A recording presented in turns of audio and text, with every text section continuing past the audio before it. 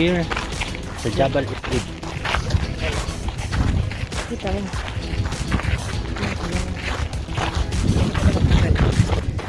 It's already open.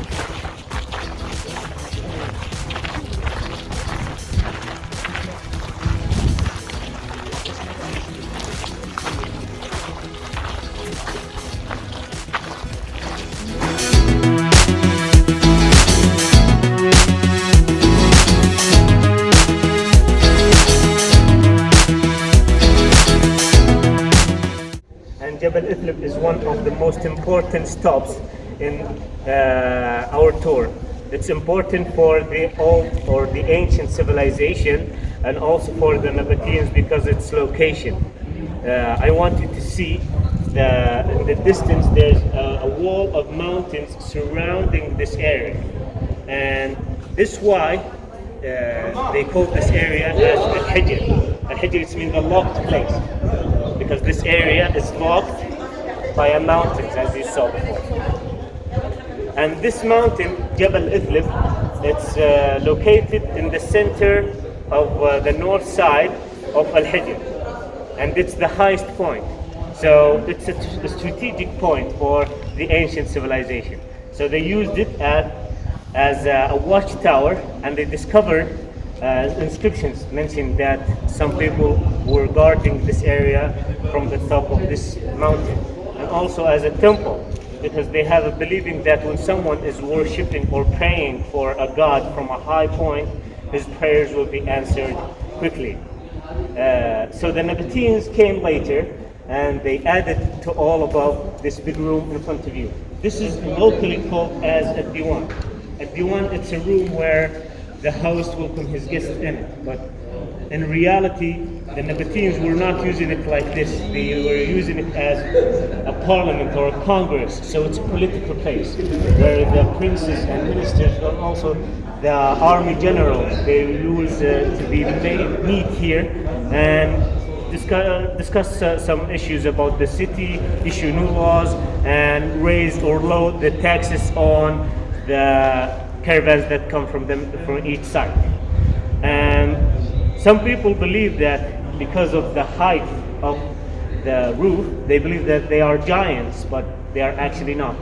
They are the same size as us. And we say that because of the stairs in front, in the beginning of this diwan. It's like for the people who are the same size as us. And also they discovered bodies in 2011 and also in 2015, and they are the same height as us. All the bodies were discovered in the tombs here. But they raised the roof this high to make the speaker sound more louder and also more clear. So it's like a natural microphone. After that, we go to this path. This path is called a Sikh, and it's named just like the Sikh in Petra in Jordan, because in reality, this is the capital of the Nabateans in Petra in Jordan. This is their capital. They follow the same king, they worship the same god, everything.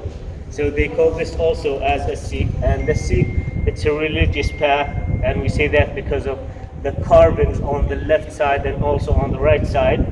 These are all niches, and niches where they worship their god at. So every niche here is representing a different god, because the before Christ period, most of them, they are worshiping different gods. So that's why they are carving different temples or different niches in this place. By Jabal Al-Ash. It's Al-Idlib. nice. I'm gonna try it next time. My picture. All adventures. See ya. Later, 2 sides more.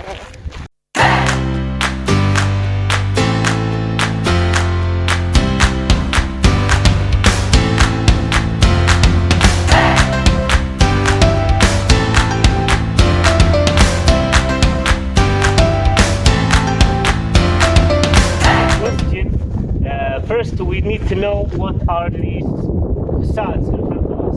These facades are actually tombs or burial areas where the owner of a facade like this, he is buried, and his wife and his kids and what comes after them. But this mountain contains more than 37 tombs like this. 80% are owned by ladies. So that's why they call this mountain the Girls' Mountain. But that's also given us another indication, because these tombs are not owned by a common Nabateans. It's owned by a rich person. It doesn't have to be a Nabatean, but he has to be a rich person. And that's it. Who can pay for a facade like this? This tomb, for example, it's owned by a Nabatean person called Kahlan, the doctor in Ula. And we know that by the square above the eagle. It's like a title or a certificate of ownership. And that's given us the indication that it had to be a rich person who owned a tomb like this. And this is giving us another indication that the rich ladies are more than the rich men in the Nabatean period. And the ladies used to be working in other professions just like the men, on handcrafting or becoming doctors or teachers, or maybe just a common seller, just like a trader.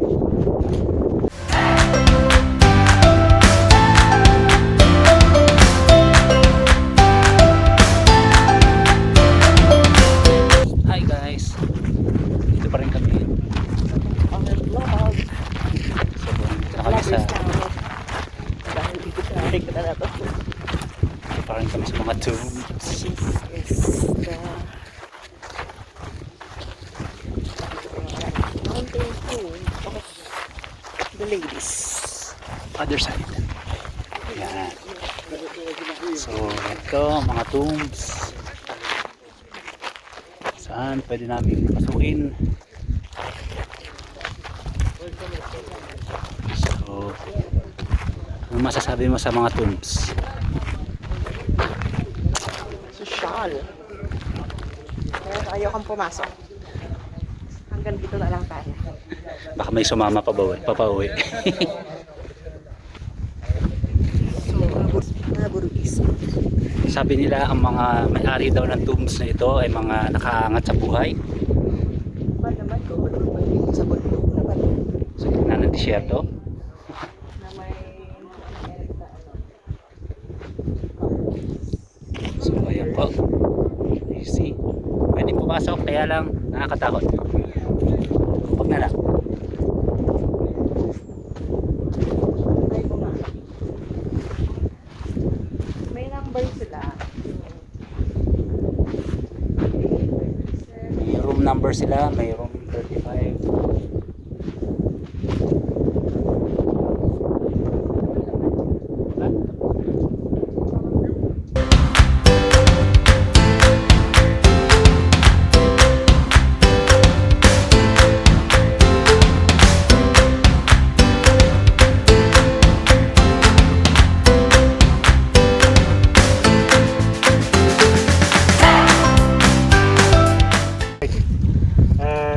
It's also the most famous, the biggest one between all tombs. And this tomb is so special because it's the only tomb that got 4 columns in the face of it. But unfortunately, this tomb is not finished. But because it's not finished, now we know some of the answers of a lot of questions, such as how did they carve these tombs? What tools did they use to carve it? How many workers are working on a tomb like this? And at last, how much time it took from them to carve a tomb like this?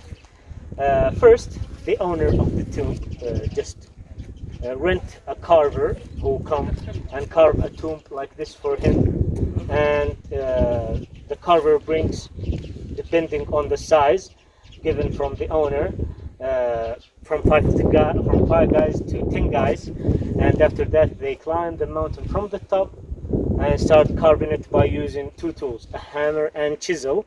And they start breaking the stones from the top to the bottom, but they don't break it randomly. They break it in square shapes, as you can see from the left side and also the right side of the door. They leave gaps between the square shaped stones, so they can put wood in it and pour hot or boiled water on the wood to make the wood expand and make pressure on the stone. All these mountains in Hegra are all sandstone mountains, and they are easy to break. So because of the pressure given by the wood, it will eventually break. After that, either they reuse it in their city or they throw it away, as you can see in the bottom here. After that, they use a medium-sized chisel to carve the details, just like the stairs on the top, the cornice, the columns, the crowns above the columns, the triangle above the door, etc.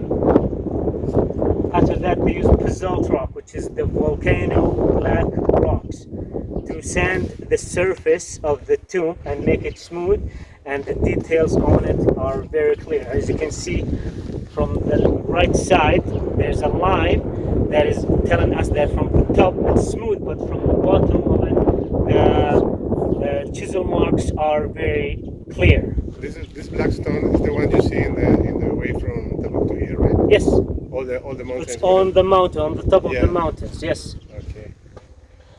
And after I give you all this information, how much time do you think it took from them to carve a tomb like this? It depends.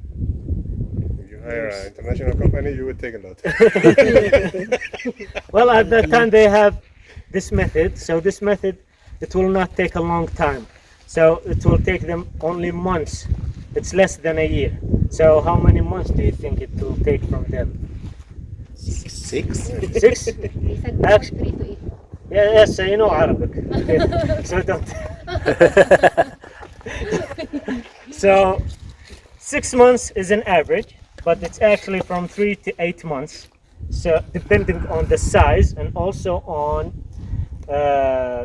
the details on the face of the tomb, it will take them from 3 to 8 months. And if you are wondering why this tomb is not finished, it's because the owner of this tomb is called Lahyan, son of Kuza. And Lahyan, son of Kuza, is mentioning that he is a general at the Nabatean army, and maybe he died before he finished his tomb, because in 106 AD, the Romans invaded the Nabateans, and maybe he participated in that war and he died. So that's why they didn't finish his tomb.